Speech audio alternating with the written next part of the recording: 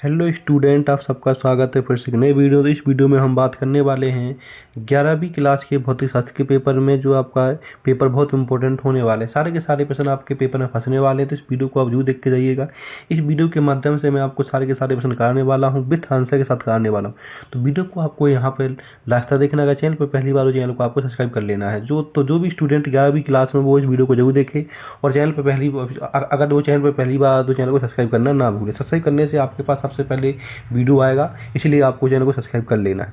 तो इस वीडियो में मैं सारे के सारे प्रश्न सॉल्व कराऊंगा जो आपके पेपर में इंपॉर्टेंट होने वाले। तो जो भी स्टूडेंट के पास फिजिक्स है वो एकदम इस वीडियो को जरूर देखे, और वीडियो को पूरा देखना है लास्ट तक। तो यहाँ पे आप देख सकते हैं कि आपके सामने ये यहाँ पर रोल नंबर लिख देना है, यहाँ पे आपका कोड हो जाता है। आपके यहाँ पे कक्षा 11वीं का 2024-25 का पेपर हो जाता है, जो आपका यहाँ पे फिजिक्स का पेपर हो जाएगा। इसके अंदर टोटल 20 क्वेश्चन आने वाले हैं और 3 घंटे का समय मिलने वाला, और टोटल आपका यहाँ पे ये आपका यहाँ पर 80 नंबर का पेपर पूरा का पूरा ये होने वाला। तो वीडियो को आपको लास्ट तक देख लेना है। चैनल पर पहले हो, चैनल को आपको यहाँ पर सब्सक्राइब कर लेना है। तो सारे के सारे प्रश्न सॉल्व कराए जाएंगे, बस आपको वीडियो में यहाँ पे बना रहना है। अगर आप चैनल पर पहले हो, चैनल को आपको सब्सक्राइब कर लेना। तो यहाँ पे आपको नीचे दिए गए हैं निर्देश पढ़ लेने के, इसमें क्या क्या देगा। इसके माध्यम से पूरा का पूरा पेपर के बारे में जान सकते हैं, पेपर में क्या क्या आपको करना है, क्या क्या नहीं करना। ठीक है, अब हम कर लेते पहले प्रश्न करके। पहला प्रश्न इसमें क्या पूछेगा उसकी हम यहाँ पे बात कर लेते हैं। तो आपके सामने यहाँ पर सबसे पहले पहला प्रश्न पूछा गया है कि इसमें पहला प्रश्न पूछा गया है कि सही विकल्प चुनकर लिखिए। जो टोटल आपके 6 नंबर के पूछे गए, और 6 नंबर में ये आपके 6 प्रश्न पूछे गए। तो यहाँ पर जो सबसे पहला प्रश्न पूछा गया है, इसे पूछा गया कि एक प्रकाश वर्ष का मान कितना, एक प्रकाश वर्ष का मान कितना होता है। तो आपको यहाँ पर कर देना 3 × 10⁸ मीटर। तो यहाँ पे बी ऑप्शन लगा देना है।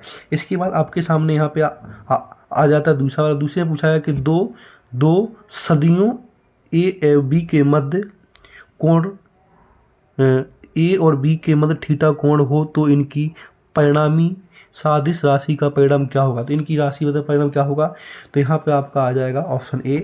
इसके बाद यहाँ पे हम बात करने वाले प्रश्न नंबर 30 की। प्रश्न नंबर 30 में पूछा गया है आपसे यहाँ पे कि एक वस्तु एक समान वेग से गतिशील है, निम्नलिखित में से कौन सा कथन सत्य है। तो यहाँ पे आपको कह देना ऑप्शन सी, दोनों कथन सत्य हैं। ठीक, इसके बाद हम बात करने वाले प्रश्न नंबर 4 की। प्रश्न नंबर 4 में पूछा गया कि जड़त्व आघूर्ण का ऐसा ही मात्रक क्या होता है। तो यहाँ पे आपको केजी मीटर लिख देना है, ऑप्शन डी लगा देना है। प्रश्न नंबर 5 में पूछा गया कि पृथ्वी से सतह कितनी ऊंचाई पर गुरुत्वीय त्वरण का मान शून्य हो जाता है। तो यहाँ पे आपको कर देना अनंत पर, यहाँ पे आपको ये लगा देना सा ऑप्शन।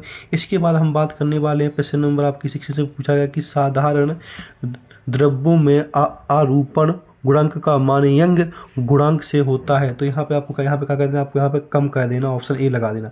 इस तरह से आपके सारे के सारे ऑप्शन वाले प्रश्न कर लेने हैं, जो आपके पेपर के लिए बहुत इंपॉर्टेंट होने वाले हैं।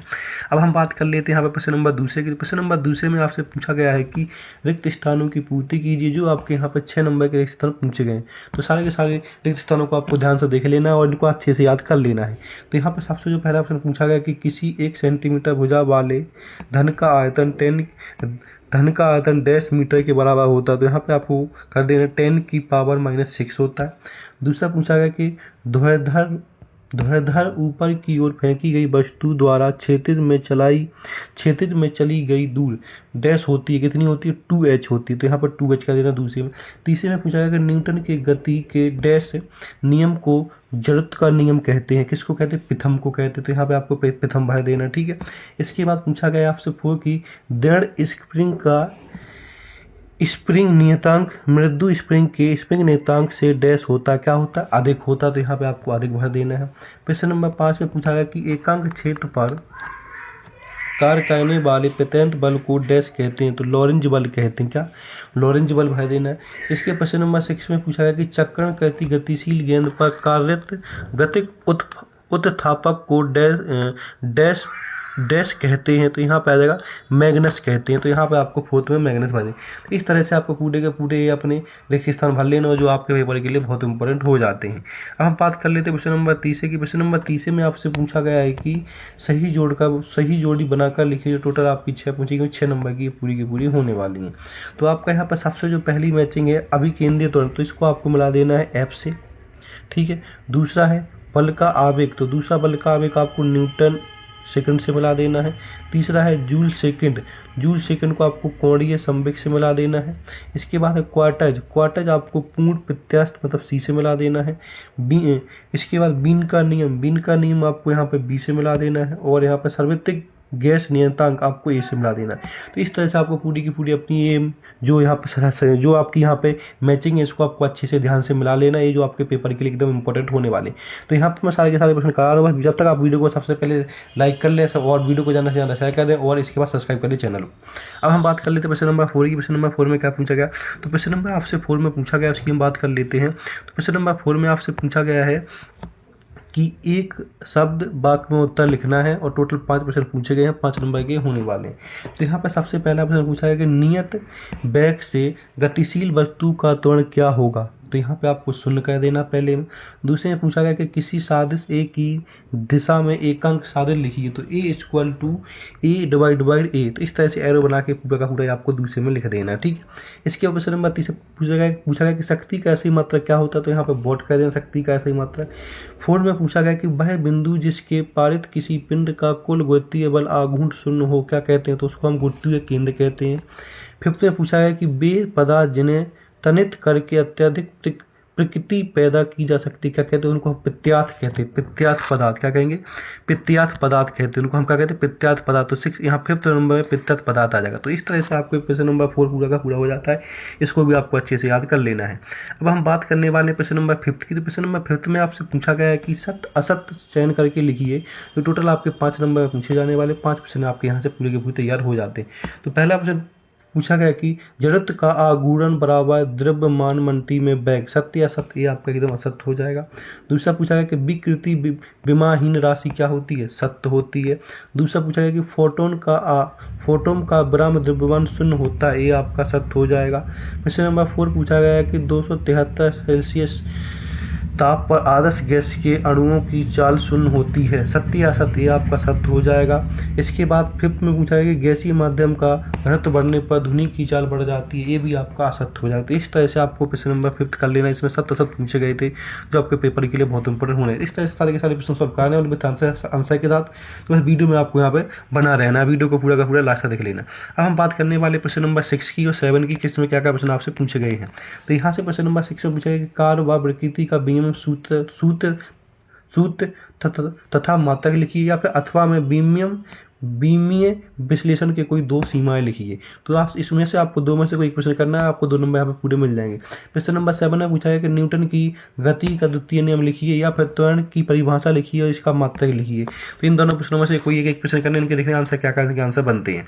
तो यहाँ पर प्रश्न नंबर 6 से देखेंगे। प्रश्न नंबर 6 में आपको यहाँ पे 2 बीमारी दे रखी, पहली बीमारी दूसरी बीमारी है, ठीक है, इसको याद कर लेना है। या फिर आपको 6 का अथवा वाला याद कर लेना, जो इसमें आपको हमें यहाँ पे इनकी सीमा लिखनी थी। तो इन दोनों की सीमा इसको याद कर लें, जो भी आपको जी लगे वो आप यहाँ पे इसको याद कर सकते हैं। अब हम बात करने वाले प्रश्न नंबर 7 की। तो प्रश्न नंबर 7 में हमें न्यूटन का दूसरा नियम बताना था, तो वो पूरा का पूरा नियम यहाँ पे है, जिसको भी आपको अच्छे से याद कर लेना दूसरा। इसके बाद अथवा वाला प्रश्न है, उसको भी आप यहाँ पे अच्छे से याद कर सकते हो, जो भी आपको जी लगे वो इसमें से दोनों में से कोई एक आप याद कर सकते हो। अब हम बात कर लेते हैं प्रश्न नंबर 8 की। प्रश्न नंबर 8 में क्या पूछा गया उसको देख लेते हैं। प्रश्न नंबर 8 में पूछा गया कि एक न्यूटन बल को परिभाषित कीजिए, या फिर आवेग क्या है इसका ऐसे ही मतलब लिखिए। प्रश्न नंबर 9 में पूछा गया कि संवेग संरक्षण का नियम लिखिए। और दूसरा पूछा गया कि मोड़ पर साइकिल सवार स्वयं को मोड़ की दिशा में क्यों झुका लेता है, ये अथवा वाले दोनों को। प्रश्न नंबर 10 में पूछा गया जी और स्मॉल जी और कैपिटल जी में 2 अंतर लिखिए, इनमें 2 अंतर लिखने स्मॉल और कैपिटल जी में। तो इनको देखिए इसमें क्या क्या होते हैं। प्रश्न नंबर 8 देख लेते 8 में क्या पूछा गया। तो यहाँ पर प्रश्न नंबर 8 में हमें बल को बताना था कि इसकी क्या होता है, बल को हम क्या कहते हैं, उसके बारे में लिखना था। या फिर अथवा में पूछा गया था आपसे कि बल तथा समांतर में गुणनफल इसकी राशि क्या है और इसका यहाँ पे मात्रक क्या, तो ये आपका यहाँ पे मात्रक हो जाएगा संवेग आवेग का, ठीक है। इस तरह से अथवा वाला प्रश्न कर लेना है। अब इसका प्रश्न नंबर हम यहाँ पे देखेंगे 9। तो प्रश्न नंबर 9 में आपको यहाँ पर संवेग संरक्षण का नियम बताना था, तो इसको देख लीजिए पूरा का पूरा, इसको आपको अच्छे से याद कर लेना प्रश्न नंबर 9। इसके बाद प्रश्न नंबर 9 का अथवा वाला देख लीजिएगा, ये अथवा वाला प्रश्न आपके लिए बहुत ही इंपॉर्टेंट है। तो ये सारे के सारे प्रश्न जो बता रहा हूँ वो आपके लिए यहाँ पे बहुत इंपॉर्टेंट होने वाले, तो इनको आपको पूरा का पूरा देख लेना है। अगर चैनल पर पहली बार चैनल को आपको सब्सक्राइब कर लेना है। अब हम बात करने वाले यहाँ पे प्रश्न नंबर 10 की। तो प्रश्न नंबर 10 में पूछा गया था कि गुरुत्वाकर्षण नियतांक कैपिटल जी और गुरुत्वाकर्षण त्वरण स्मॉल जी में अंतर बताना। तो यहाँ पे स्मॉल जी में और कैपिटल जी में अंतर था, इसको आपको अच्छे से याद कर लेना। इसमें से आपको 3 पॉइंट लिख लेने हैं, 3 याद कर लें, जो भी जी हो वो 3 पॉइंट आप इसमें याद कर सकते हैं, जो आपके पेपर के लिए बहुत इंपॉर्टेंट यहाँ पे होने वाले हैं। अब हम बात कर लेते हैं नेक्स्ट क्वेश्चन की। तो नेक्स्ट क्वेश्चन इसमें आ जाता है अथवा 10 का अथवा वाला। इसमें हमें बताना था कि केपलर का तीसरा नियम क्या है। तो तो हमें अथवा वाले में केपलर का तीसरा नियम लिखना था, जिसमें लिखना था कि इस नियम के अनुसार किसी ग्रह की आवर्त विधि का वर्ग उसकी अर्धदीर्घ अक्ष के घन के समानुपाती होता है। यदि पृथ्वी सूर्य के चारों ओर घूमती है तो सूर्य के चारों ओर एक चक्कर पूरा करने में लगे समय का वर्ग अर्धदीर्घ कक्ष के घन के समानुपाती होता है। तो इस तरह से आपको प्रश्न नंबर 10 पूरा का पूरा कर लेना है। अब हम बात करने वाले हैं यहाँ पे क्वेश्चन नंबर 11 जिसमें आपसे यहाँ पे पूछा गया है कि प्लेटिनियम के तार को कांच की छड़ में ही क्यों लगाते हैं, या फिर अथवा में समतापी तथा रुद्धोष्म क्रमांक में कोई दो अंतर लिखिए। इन दोनों में से कोई एक प्रश्न आपको यहाँ पे कर लेना है। तो इनको देख लेते हैं, इनका आंसर क्या है उनको देख लीजिएगा। तो प्रश्न नंबर 11 में हमें कि जो हमारा क्या तो प्लेटिनियम तार उसको कांच पे क्यों रखते हैं। प्लेटिनम एवं कांच के रेखीय प्रसार गुणांक लगभग समान होता है, अतः प्लेटिनम का तार गर्म करने पर कांच की छड़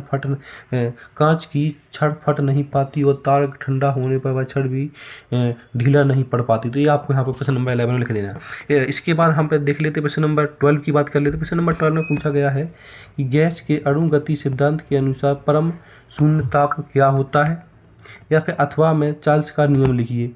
इसमें दोनों में से कोई एक कर लेना आपको यहाँ पे। प्रश्न नंबर 13 में पूछा गया कि तरंगों के अध्रुवोपण का सिद्धांत लिखिए, जो आपका 3 नंबर का होने वाला है। या फिर लोलल वाली घड़ियाँ गर्मियों में सुस्त क्यों हो जाती हैं। इन दोनों में से एक कर लेना। क्वेश्चन नंबर 14 देखेंगे, भौतिक समीकरण बताना, इसकी शुद्धता बतानी है। तो इन सारे के सारे प्रश्नों के हम आंसर यहाँ पर देख लें। तो यहाँ पर प्रश्न नंबर 12 का आंसर देखेंगे। प्रश्न नंबर 12 में हमें गैस के अणुगति सिद्धांत के मुताबिक परम शून्य ताप वह ताप होता है जिस पर गैस के सभी अणुओं की गति शून्य हो जाती है। तो यहाँ पर हमें शून्य बताना कि शून्य क्या होता है, परम शून्य ताप।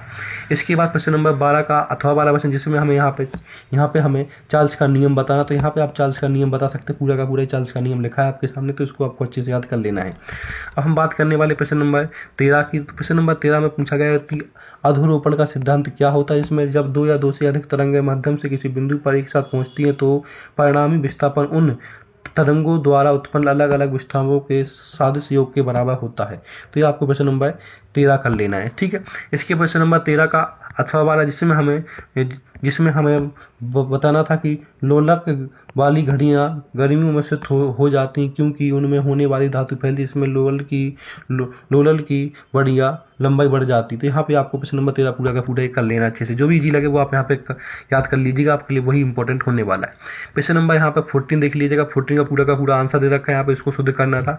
तो इस तरह से आप इसको पूरा का पूरा यहाँ पर शुद्ध कर सकते हैं इस तरह से, ठीक है। अब हम बात करने वाले हैं यहाँ पे प्रश्न नंबर आपके सामने 15 की। प्रश्न नंबर 15 में पूछा गया कि कोई बाइकर 5 सेंटीमीटर के एक वेग से गतिमान है। यदि सड़क द्वारा टायर पर 300 N का आरोपित होता है तो बाइक के इंजन की शक्ति ज्ञात कीजिए। या फिर कोई साइकिल सवार में ब्रेक लगाने पर फिसलता हुआ 10 मीटर दूर जाकर रुकता है, तो इस प्रक्रिया की अवधि में सड़क द्वारा साइकिल पर लगाया गया बल 200 N है, तो उसकी गति के विपरीत इस पर सड़क पर किए गए कार्य की गणना कीजिए। इन दोनों को सॉल्व कर लेना, जो भी इजी लगे वो आप यहाँ पर कर सकते हैं। तो यहाँ पर देख लीजिए 15 का पूरा आंसर, इसको आपको पूरा का पूरा यहाँ पर सॉल्व कर लेना। देख लीजिएगा 15 का पूरा आंसर आपके सामने, ठीक है। इस तरह से आपको इसको पूरा का पूरा सॉल्व कर लेना है। अब हम बात करते हैं प्रश्न नंबर 16 की। तो प्रश्न नंबर 16 में आपसे यहाँ पे पूछा गया, 16 के प्रश्न नंबर बात कर लेते हैं। तो प्रश्न नंबर 16 में पूछा गया है कि किसी गतिमान वस्तु के संवेग व गतिज ऊर्जा में संबंध स्थापित कीजिए, या फिर कोणीय संवेग एवं बल आघूर्ण में संबंध स्थापित कीजिए। इन दोनों में से कोई एक कर लें जो आपके लिए इजी हो। तो यहाँ पर देखिए प्रश्न नंबर 16 का पहले का आंसर है, और यहाँ पे अथवा वाला आंसर। जो भी जी लगे वो आप यहाँ पे कर सकते हैं, दोनों में से जो भी जी आपके सामने लगे वो आप यहाँ पे कर सकते हैं। अब हम बात करने वाले प्रश्न नंबर यहाँ पर 17 की। 17 पूछा गया कि रबर व स्टील में कौन अधिक प्रत्यक्ष एवं गणितीय सूत्र द्वारा सिद्ध है, जो आपका यहाँ पर 4 नंबर का होने वाला, सिद्ध कीजिए। जो आपका एक प्रश्न 4 नंबर का यहाँ पे होने वाला है। अथवा में पूछा गया है कि धारा रेखीय प्रवाह एवं प्रक्षोभ प्रभाव में कोई अंतर लिखिए। प्रश्न नंबर 18 में पूछा गया कि बर्नौली का सिद्धांत लिखिए एवं स्थापित कीजिए।